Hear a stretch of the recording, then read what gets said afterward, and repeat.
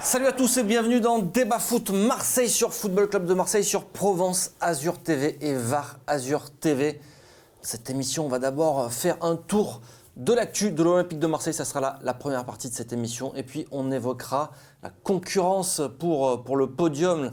Quelle est la principale menace pour l'OM pour cette place qui vaut très cher, de l'or même, sur le podium de Ligue 1. Avec moi, pour en parler, Jean-Charles est avec nous. Salut Benjamin. Ça va ? Ça va très bien. On est bien. Mais ça va, on est bien. Non, mais on est bien. On n'a pas joué, il n'y a pas de défaite. Pas de défaite. Ouais. Ça va être calme. Rudy Garcia te dirait invaincu depuis deux semaines en Ligue 1. Ah non, bon, non c'est... Qui a pris la parole ? Mourad Arts est avec nous. Mais en fait, je me rends compte que le match de Nantes, c'était avant il y a 2 semaines. Bon, nous, oubliez cette... C'est vrai, très peu de matchs en ce moment. Très peu de matchs. Mais bizarrement, ça me manque presque, tu vois. Et ouais. Mais alors que quand je regarde les matchs, je ressens plus rien. Mais là, l'OM ne joue pas. Je me dis, merde, putain, j'aimerais bien les voir jouer. Tu n'as rien à dire, quoi, c'est ça ? Non. Il y a toujours des petites choses. Non, parce que justement, du coup, j'ai regardé sans pression plein de matchs ce week-end. Et on va en parler un peu plus tard. Allez, on en parle après des autres. Et on va s'intéresser à l'actualité de l'Olympique de Marseille. Et il s'est passé des petites choses quand même ce week-end. Allez, on en parle tout de suite. L'actualité de l'Olympique de Marseille, c'est quoi ? Eh bien, messieurs, c'est tout d'abord une petite réunion au sommet aux States. Et oui, alors c'est pas à Boston. Au début, on a cru que c'était un petit peu à Boston. Non, c'est à New York. Oui, et puis on va aussi dire qu'il y a un peu tout et n'importe quoi qui a été dit sur cette réunion. Donc il y a d'abord John Ferreira, le journaliste de beIN Sport, qui balance un tweet qui met le feu à la team OM en disant réunion de crise à Boston aux États-Unis. McCourt a convoqué Héros, Zubizarreta et Garcia. Et en fait, il se trouve que Zubizarreta et Garcia ne sont pas convoqués du tout. Et donc la Provence et l'équipe arrivent derrière en disant bah non, en fait c'est un séminaire d'entreprise. RMC aussi, effectivement, un séminaire prévu de longue date. Oui, c'était RMC aussi, c'est vrai. Et il y a un séminaire prévu de longue date, donc c'est pas tout à fait en rapport avec la crise. Mais après, il y a d'autres personnes qui continuent à fabuler dessus. Donc, fabuler. C'est pour ça qu'il faut regarder Football Club de Marseille. Exactement. Nous, on dit que la vérité. Voilà. Donc, on va c'est clair. vous dire dans cette émission. Voilà. Et c'est d'ailleurs Jean-Charles qui va tout vous dire. Qu'est-ce qui se passe dans cette réunion ? Non, est-ce que c'est possible, très sincèrement, qu'il y ait une réunion comme celle-ci, avec Jacques-Henri Hérault qui prend son petit avion pour aller à New York rencontrer l'actionnaire principal de l'Olympique de Marseille, et que les deux n'échangent pas sur la situation actuelle du club qui est quand même plus que délicate. En fait, si la réunion était prévue depuis une longue date, c'est le bon moment aussi pour parler de la situation actuelle. C'est vrai que l'Olympique de Marseille a d'énormes problèmes au niveau des résultats, au niveau sportif. Donc c'était aussi le but de tout remettre à plat et de revoir un petit peu la situation du club et de devoir remettre un peu les choses à leur place. Parce qu'on sait qu'il y a beaucoup de choses qui ne vont pas, notamment au niveau du classement des résultats. Il y a aussi le problème Garcia qui sonne un petit peu dans les tribunes. Le problème Hérault aussi qui aujourd'hui est discuté. Donc l'actionnaire principal, lui, il ne doit pas trop aimer ça. C'est un investisseur. Les investisseurs aiment gagner de l'argent. Mourad, ça tu vas nous en parler. Et aujourd'hui, c'est plus en perte que de pouvoir en gagner. Donc la situation aujourd'hui arrange un petit peu le débat de la réalité, quoi. Et on se retrouve aussi à quelques semaines de l'ouverture du mercato. Et ça aussi, c'est pas anodin, Mourad. Ah oui, parce que alors il y avait dans les statuts de l'Olympique de Marseille, lorsque donc Franck McCourt rachète l'OM, il ajoute donc il définit les pouvoirs du directoire. Le directoire, c'est Jacques-Henri Hérault, c'est les personnes qui dirigent le club. Au-dessus du directoire, il y a le conseil de surveillance qui est présidé par Franck McCourt. Donc Franck McCourt dit seul Franck McCourt ? Non, Franck McCourt, Ingram, son fils aussi, il me semble. C'est parce qu'il y a Ingram et un autre. Enfin, bref, c'est la garde rapprochée de Franck McCourt qui est dedans, dans le conseil de surveillance. Et un temps, il y avait Didier Poulmer aussi, qui a depuis démissionné, remplacé par Olivier de Villemorin. Voilà, pour être exact. Donc, dans ces statuts, il était écrit notamment que Jacques-Henri Hérault devait avoir l'aval du conseil de surveillance avant de faire toute dépense de plus d'1 million d'euros. Et qu'avant chaque période de mercato, il y avait une réunion dans laquelle il était défini l'enveloppe et le nombre de mouvements qui pouvaient ou devaient être faits. Donc ça, c'était avant septembre 2018. Donc cette réunion, par exemple, moi, avant septembre 2018, je me serais dit, bah oui, c'est cette réunion du mercato pour préparer le mercato. Avant chaque mercato, Jacques-Henri Hérault devait se retrouver avec le conseil de surveillance pour préparer le mercato. Maintenant, ce n'est plus le cas. Depuis septembre 2018, cette clause a été rayée des statuts. Donc maintenant, Jacques-Henri Hérault peut dépenser plus d'1 million s'il le veut et il n'a plus à préparer. Mais on peut imaginer que ce processus, ce fonctionnement, où avant le mercato, tu vas avoir ton propriétaire, ce qui paraît être normal, pour lui dire combien je peux dépenser, etc., est toujours en cours. Et pour en finir avec cette réunion, moi je me demande aussi si on ne se trompe pas un peu de débat. En fait, on voit ça de notre perspective de fan. Donc on se dit, forcément pour nous, l'OM, le sport, c'est tout. Ce qu'il y a sur le terrain, c'est tout. Donc forcément, tu vas parler de ça. Mais est-ce que, en fait, Jacques-Henri Hérault ne va pas à New York pour présenter son PowerPoint des résultats financiers de l'année, des perspectives, de faire de la prospective sur les 2-3 années, et que c'est ça qui intéresse réellement Franck McCourt en tant que dirigeant?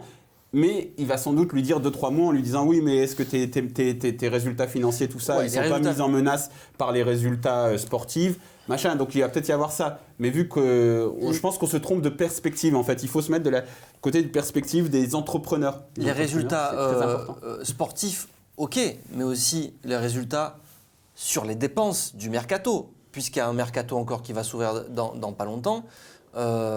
J'ai aussi lu que l'actionnaire Franck McCourt n'était pas très content du dernier mercato. Il y a eu beaucoup d'argent dépensé et on ne le voit pas sur le terrain. Absolument, je pense que d'abord on ne le voit pas et puis même si on devrait le voir, les joueurs ne jouent pas. Les 3 joueurs recrutés ne sont pas sur le haut du départ. Oui, mais bon, il sort assez souvent. Il y a beaucoup autour de lui de quiproquos aussi qui ne sont pas très bon, notamment dans son sens à lui et dans le sens de Rudy Garcia.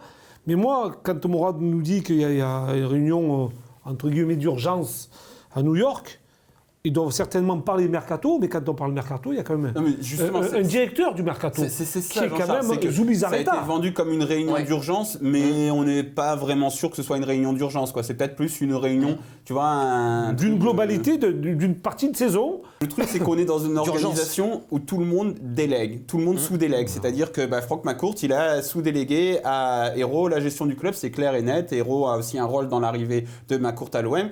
Hérault sous-délègue tout le sportif à Rudy Garcia et à Andoni Zubizarreta, mais à Rudy Garcia en priorité. Donc en fait, tout le monde est tout le monde se lave les mains et dit machin, tout le monde se décharge, en fait. Et tout le monde a aussi un périmètre très clair, c'est-à-dire que Franck McCourt, voilà, c'est l'actionnaire, Jacques-Henri Hérault, c'est le dirigeant de société, et puis après les autres, ils font du sport. Donc avant d'arriver à la strate sport, il y a tous ces strates entreprises, financières, tout ça qu'il faut prendre en compte, parce que nous, on a l'habitude en France d'avoir grandi avec des dirigeants comme Bernard Tapie, Jean-Michel Aulas, je les passe pas du tout sur même Gervais Martel, allez, pourquoi pas, des mecs qui mettaient leur argent et qui donc s'impliquaient émotionnellement dans le processus.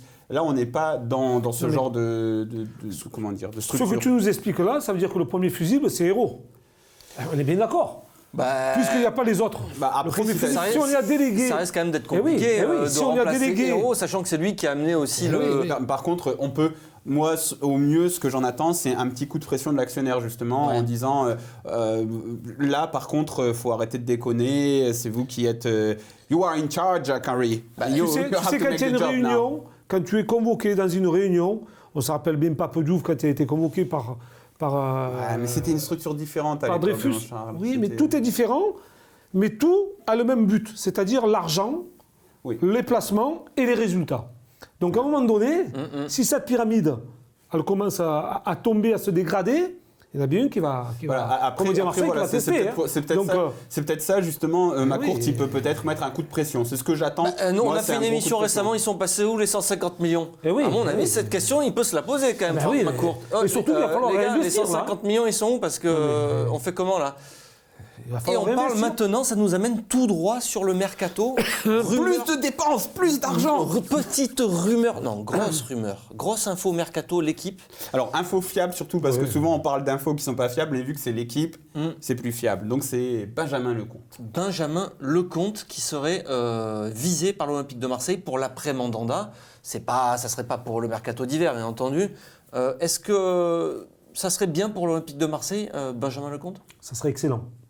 Ça serait excellent parce que c'est un très très bon gardien que je suis depuis des années parce que j'ai souvent voyagé avec OMTV. C'est vrai que j'allais faire les matchs et chaque fois que je le voyais jouer, il faisait des prestations remarquables. C'est un gardien qui fait gagner son équipe, qui sauve son équipe et qui progresse chaque année. La preuve, c'est qu'il est parti en équipe de France. Didier Deschamps l'a appelé en équipe de France. Aujourd'hui, il est dans les top 3 des meilleurs gardiens du championnat de France.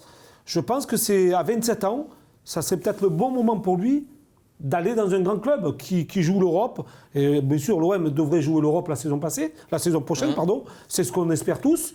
Mais voilà, c'est l'ambition de joueur aussi. On sait toujours que c'est différent d'être un gardien dans un petit club et où tu as souvent beaucoup d'arrêts à faire et avoir 2-3 arrêts décisifs à faire dans un grand club ou quoique non en fait c'est pas vérifié parce qu'on encaisse beaucoup d'occasions en fait en ce moment. Parce que moi j'étais un peu dubitatif sur Lecomte quand il était à Lorient. Nico, qu'on salue, me disait lui c'est vraiment un bon gardien et la dernière saison de Lorient où ils descendent, je l'avais vu un peu fébrile, même contre nous, je sais pas si tu te souviens, il fait une sortie n'importe comment et ils se prennent un but, etc. Donc moi je me disais, je sais pas, Lecomte c'est peut-être un peu survendu. Et puis là, depuis 2 saisons à Montpellier, force est de constater que les défauts que j'avais vus, il les a corrigés. Et puis il y a le jeu au pied, son fameux jeu au pied où on nous a dit que Mandanda était super bon. Moi, quand je vois jouer Montpellier, je me dis, ah ouais, lui quand il relance, ça va à 40 mètres plus loin dans les pieds de son partenaire. Ah ouais, c'est ça, avoir un bon jeu au pied donc quand on est un gardien. Alors tu parles de Mandanda, là il y a un problème quand même parce que Mandanda il n'a pas re-signé pour rester 1 an à l'Olympique de Marseille et derrière se retrouver numéro 2. Oui, ce serait 2020. Donc on fait quoi? Parce qu'il y a aussi un certain Yoann Pelé qui a re-signé. Jusqu'en 2020 aussi. Ah mais ça après c'est les investisseurs et les dirigeants et l'entraîneur qui fait re-signer ses joueurs en sachant que si... Il ne fallait pas le faire avant en fait.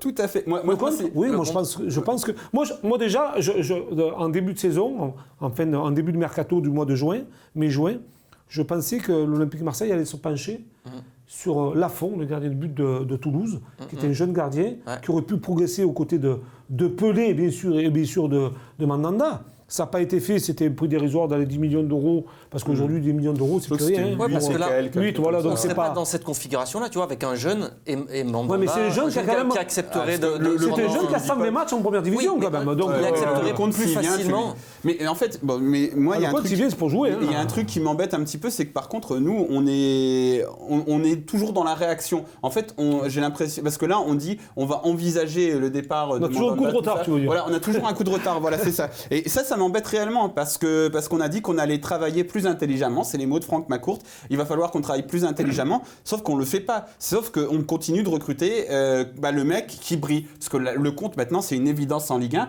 Encore une fois, moi j'avais des réserves. Je le trouve très bon. Et forcément, si le compte il est là, je pense qu'on aurait eu quelques points en plus. Mais sauf que pourquoi on prévoit rien. En fait, on prend les mecs quand ils valent 20 millions d'euros. On se dit, là, c'est le moment de l'acheter. Pourquoi, par exemple, Edouard Mendy, qui maintenant est à Reims... J'allais t'en parler. Lui, t'as rien prévu aussi, alors qu'apparemment, il était plutôt bon en équipe réserve. Tu l'as laissé partir. Maintenant, il brille. Peut-être que l'an prochain, tu vas lui redonner 15 ou 20 millions. Je suis désolé, mais ça, on a beaucoup critiqué la gestion Labrune, José Anigo aussi, directeur sportif, etc. On disait, oui, mais il rachète des joueurs qui coûtent cher. Qu'est-ce qu'on fait là? Est-ce que c'est pas idiot d'aller...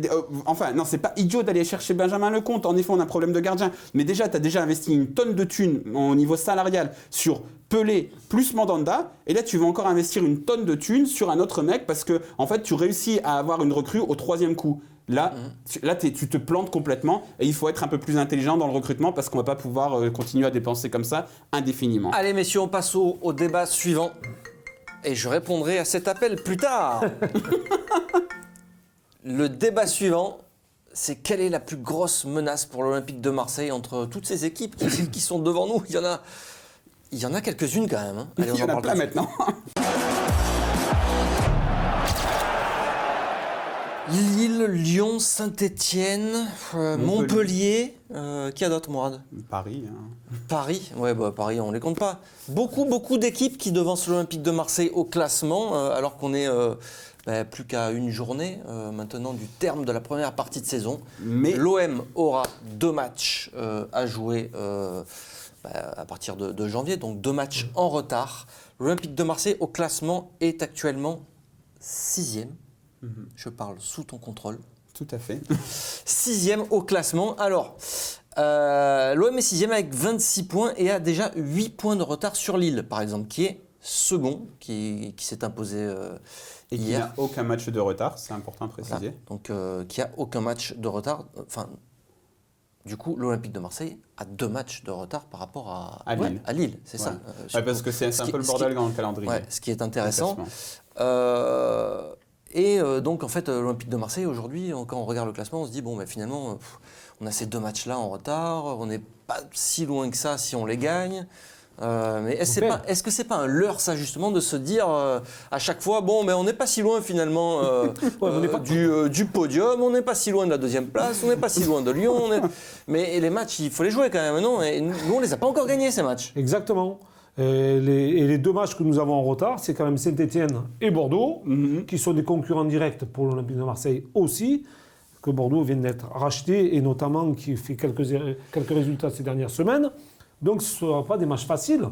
Alors c'est vrai qu'on n'est pas loin du podium, mais on peut se retrouver très loin. Mais tu sais, il y a un truc moi qui me fait mourir de rire depuis l'arrivée de Rudy Garcia. En fait, c'est vraiment très marqué cette saison. C'est que les mecs, on est aussi devenu le FC conditionnel. Oui. Tu sais, les mecs, ils te disent, Germain, il n'y a pas longtemps, il dit ouais, mais si j'avais marqué 3 buts après, que j'avais marqué 2 buts là et tout, je serais à 8 buts, c'est pas mal. Mais qu'est-ce que tu dis ? Et Garcia, on se souvient qu'il avait commencé par le si j'avais pas pris les buts contre Paris, Monaco et tout, on serait meilleure défense là. Donc et ça, en fait, bon, ça il le subit. Ça a été le point de départ d'une longue série. Il peut rien faire contre les matchs reportés. C'est l'actualité sociale, c'est bien plus grand que l'Olympique de Marseille. Mais en fait, ça nous place dans une situation de FC conditionnel incroyable. Alors là, on va entendre plein de phrases avec des si, parce qu'après il va y avoir des oui, mais si on gagne ces 2 matchs, on est à 2 points du podium. Et quand on va les perdre, on va dire oui, mais si on les avait joués en décembre, on serait peut-être à 2 points du podium. Donc en fait, voilà, le gros truc, c'est qu'en attendant, Lille a gagné ses matchs. Et ils prennent des points. Donc nous, c'est pas sûr qu'on en prenne des points, mais nos concurrents, certains en prennent un peu moins. Mais en tout cas, on prend du retard. Et justement, Lille, puisque tu dis terrain mauvais, etc., parce que moi j'ai regardé le match à la télé, toi tu étais au stade, ils ont joué à Nîmes, terrain exécrable, la pluie, l'arbitrage. Eux, au niveau des si, ils avaient beaucoup de si contre eux. Quoi. Mais, et puis surtout, à 17e minute, l'entraîneur et le défenseur expulsés. Voilà. Et puis on entend aussi, est-ce que Lille va tenir la cadence ? C'est vrai que Lille a eu un coup de mou. Bon, là, c'est une victoire quand même qui est... Mais crois-moi que c'est pas facile d'aller gagner à Nîmes. J'étais hier au stade des Gossières. Avec un expulsé. Avec un expulsé à la 17e minute et un très bon joueur parce qu'il tient bien la défense, même s'il n'est pas tout jeune et qu'il ne va pas très vite. Mais c'est un garçon d'expérience qui arrive à faire manœuvrer son équipe de derrière. José Fonte. Oui, exactement. Mais cette équipe-là, on ne fait que dire elle va avoir un coup de mou, elle va avoir un coup de mou. Mais la différence, c'est que les 3 attaquants sont capables, à eux, à un moment donné, à eux seuls, de pouvoir faire la différence. Et on a vu le 3e but de Pépé, il part seul de ses 40 mètres face à 4 joueurs.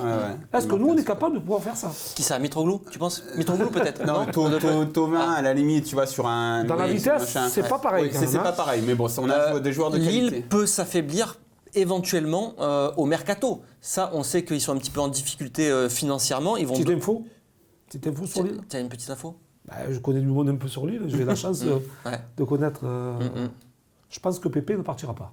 C'est déjà une grande chance pour Lille. Toi, c'est sûr ? C'est quasiment certain. Après, il y a un autre joueur qui, moi, ce que j'ai beaucoup vu Lille jouer, parce que j'essaye de voir beaucoup de matchs de Ligue 1 pour aussi connaître nos concurrents.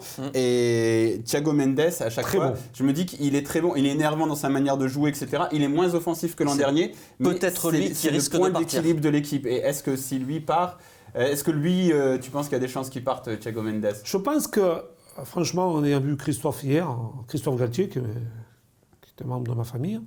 On a pu discuter. Je pense que s'il reste 2e d'ici la semaine prochaine, c'est pas l'intérêt du club du tout, du tout. Hein. Ils vont être obligés de vendre peut-être par la DNCG. Non, il vaut mieux réinjecter de l'argent Ah, mais est-ce qu'ils peuvent le faire, ça? Je pense qu'ils en seront capables parce qu'au bout de ce championnat, si tu es dans les 3 premiers, Gérard Lopez, c'est le jackpot. On est bien d'accord. Tour, etc. Eh oui, non, mais c'est ça l'intérêt. Après, c'est ça. Après, c'est un Parce que, pari. alors si tu vends pour combler les dettes et en sachant que tu peux perdre déjà 40 millions de qualifications en Ligue des Champions, ça fait un double trou. Que là, si tu conserves ton équipe, Lille, vous les voyez pas craquer? En fait, pour terminer sur ils Lille, peuvent craquer, pardon. Ouais. Ils peuvent, parce qu'il y a des joueurs qui peuvent être en méforme, Puis ils ça peuvent avoir cumule des blessures, des de la suspensions. confiance aussi. Ça, en fait, pour moi, c'est le principal concurrent de l'OM. Si on se dit que Lyon est au-dessus, Lille, c'est le principal danger parce que tout le monde a dit ils vont craquer, ils vont avoir un coup de mou. Ils ont eu leur coup de mou en novembre et ils sont revenus. Et derrière, ils ont joué Lyon, Montpellier, ils vont à Nîmes, ils font 2 victoires, 2 nuls sur les derniers matchs. Donc on dit qu'ils sont moins bien. Mais ils ont quand même réussi à prendre des points après une période un peu plus difficile. Ils ont 3 joueurs qui sont en feu devant, qui vont très vite. Ils ont un mec comme Loïc Rémy qui va leur marquer quelques buts. S'ils perdent personne, c'est le principal danger pour le podium pour l'OM. Donc Lyon, on n'en parle plus pour toi, c'est... Moi, je pense que Lyon finira 2e. Alors je répète, Lyon est 3e avec 5 points d'avance et un match de plus que l'Olympique de Marseille aujourd'hui. Lyon finira 2e pour toi, c'est réglé. Je c'est pense plus fort, qu'au niveau au niveau effectif, au niveau jeu, au niveau banc, je pense que Lyon a de grandes chances de terminer. Aujourd'hui, vous vous dites que la 2e place, c'est mort pour l'Olympique de Marseille ou pas? Non, moi je me dis pas que c'est mort parce que Lyon est tellement parce que tu es inconstant. optimiste, c'est bien. Voilà, j'essaye. Non, mais en plus, tu vois, moi si je regarde jouer Lille et Lyon, c'est pour les voir perdre. À chaque fois, je vois qu'ils marquent un but, je suis dégoûté. Mais Lyon, en fait, moi je mise sur leur inconstance, mais je pense qu'ils termineront devant nous. Enfin, tu vois, si je devais faire un pari, je dirais que Lyon terminerait devant nous. Si, par contre, ma nature de supporter, j'aimerais les mise sur leur inconstance parce qu'ils sont vraiment inconstants. Mais par contre, quand ils décident de jouer, putain, les mecs, ils ont trop de talent. Il y a un truc qui va pas nous arranger, c'est que Lyon va être éliminé dès les 6e de finale de la Ligue Europa. C'est breaking news, c'est tombé. De la Ligue des Champions, pardon. Il tombe contre le Barça, c'est ça, Mourad? Ouais. Voilà. Et malheureusement, j'ai vu leur dernier match de Ligue des Champions contre le Shakhtar Donetsk. Et les mecs, ils étaient largement dessus. Et moi, je suis pour les équipes ukrainiennes, donc je veux que le Shakhtar gagne. Mais Lyon méritait 1000 fois de gagner. Ils ont fait match nul, ils se sont qualifiés. Mais ils méritaient même de gagner. En fait, tu vois que sur le talent, quand ces mecs-là, ils ont envie, ils sont tellement au-dessus. Après, ils ont un coach. Rapidement, pour terminer, on va parler des outsiders. Montpellier, l'AS Saint-Etienne, c'est 2 équipes qui sont au classement devant l'Olympique de Marseille encore aujourd'hui. Nice. Et juste derrière. Nice qui est juste derrière, à égalité de points avec l'Olympique de Marseille et un match de plus. Montpellier, par contre, donc, est 4e, 3 points d'avance et avec le même nombre de matchs que l'Olympique de Marseille. Le même nombre de matchs. 3 points d'avance. Et l'AS Saint-Etienne, 5e. 1 point d'avance et un match d'avance. Et un match en retard contre donc nous. Parmi ces deux outsiders, parce qu'ils ne faisaient pas partie des... Quand tu commences le championnat, tu ne te dis pas... Si tu te dis que ces 2 équipes vont lutter avec l'Olympique de Marseille pour les premières places. Non, mais tu sais que dans le championnat de France et dans tous les championnats du monde, il y a tout le temps une surprise. Ouais, mais là, ça va être Lille, a priori. Bon, en Angleterre, il y a mais c'est fort possible. Mais à part ça, il y en a une en battant, quoi. On est d'accord, mais souvent dans le championnat de France, tu as une ou 2 surprises dans les 5 premiers. On ne compte pas Paris dans les 4 premiers. En fait, tu peux avoir Montpellier, qui est une équipe de combattants, qui s'arrache à toutes les rencontres, qui a un entraîneur qu'on ne parle pas souvent, c'est Derazakarian, que je connais très bien, qui est un entraîneur expérimenté et qui a une âme, et qui a donné l'âme à son équipe et à ses joueurs, qui peut perturber certaines équipes. Qui peut perturber, notamment l'Olympique de Marseille, et les mettre à quelques points derrière. Moi, je ne dirais pas que Montpellier va terminer devant nous parce que son effectif est moindre, mais c'est une équipe qui va lutter avec l'Olympique de Marseille. Parce que là, ça dépendra, comme on a parlé, du mercato, de la réforme un petit peu du club, en janvier, tout ce qui va se passer, quoi. Mais en fait, logiquement, une fois que Monaco fait une saison de merde et va lutter pour la relégation, c'est illogique que toutes ces équipes soient devant toi. Tu dois être à la lutte avec Lyon. Point. Parce que si tu te bases sur l'argument du budget, tu es à la lutte avec Lyon, tu n'es pas à la lutte avec Lille, avec Montpellier, avec Saint-Etienne, etc. Vu que toi, si tu rates ta saison, ces équipes-là, ça devient des concurrents sérieux parce que c'est des équipes bien gérées. C'est des équipes qui, avec moins de moyens, sont bien gérées et qui avancent. Après, donc Lille, moi, je dis que ça commence à me faire très peur parce que quand on dit tout le temps une équipe va s'effondrer, qu'elle ne s'effondre pas, ça me fait très peur. Montpellier, je me dis quand même qu'il y a des limites à jouer de cette manière-là, même si c'est très sérieux. Encore une fois, je les ai vus plusieurs fois cette semaine. Tu vois, ils jouent en 5-3-2, ils passent bien par les ailes, ça coupe bien dans la surface, tu as les autres attaquants travailleurs, tu as quelque chose qui est mis en place. Mais je me dis que Montpellier, ça devrait couler. Après Saint-Etienne et Nice, c'est encore deux cas différents. D'ailleurs, ils s'affrontaient hier, j'ai vu le match. Et eux, qu'est-ce qui se passe? Non, vas-y. Nice et Saint-Etienne, en fait, c'est deux équipes qui en fait sont sur la pente ascendante, mais tu vois aussi bien leurs limites. Hier, Saint-Etienne, ils jouaient sans Kazri et Cabella, et ils dépendent beaucoup de ces mecs-là. Nice construit quelque chose, mais ils sont moins construits que Lyon et Montpellier. Nice et Saint-Etienne, ce serait vraiment c'est une faute professionnelle de ne pas être sur le podium cette année, mais si tu es en plus 6e ou 7e à la fin de la saison, c'est plus une faute professionnelle, là. Pour répondre à ce que tu viens de dire... Et on terminera là-dessus. Oui, juste pour répondre rapidement, est-ce que c'est nous, l'Olympique de Marseille, parce que c'est nous on aime l'OM, c'est notre club. Est-ce que c'est pas nous qui sommes plutôt en retrait par rapport à ces équipes-là? Parce qu'on a souvent tendance à dire Montpellier, Lille, Saint-Etienne, Bordeaux, mais aujourd'hui, je me pose la question, si c'est nous qui ne sommes pas un peu moins forts que ces équipes-là aujourd'hui. Parce que bon, au niveau du jeu, on a guère montré plus que Montpellier, on a montré que moins, Lille, que Saint-Etienne. Tu en prends 3 à Lille, alors on se dit toujours, à Montpellier. on a la possibilité d'être devant eux, mais eux, ils doivent se dire pareil. En fait, dans le jeu, on a montré moins que toutes ces équipes, mais dans le talent, c'est avec des paillettes, des terrains. C'est pour ça que ça leur donne l'espoir. Je te dis qu'effectivement, Allez messieurs, c'est la fin de cette émission. On va s'arrêter là. C'était très sympathique, Mourad, de t'avoir parmi nous encore une fois. C'est pas souvent que je suis là, quoi. C'est vrai. Tu travailles pas beaucoup. JCDB, on te retrouve bientôt. On a fait une belle interview de Mamadou Niang. On s'est régalé, on va en faire d'autres. On va en faire d'autres. Il est très belle aussi. Regardez ce joli maillot. Il est là. On va remercier Titi, le Père Noël qui est passé par ici. Titi, c'est toi le boss. Titi, c'est toi le boss sur Twitter. Donc on vous fait gagner ce maillot avec Titi. Ça se passe sur Twitter. Vous allez sur notre compte FC Marseille. Vous regardez tout ça et on vous fait gagner ce maillot. Vous allez jusqu'à mercredi. Merci. À très bientôt pour un prochain Débat Foot Marseille.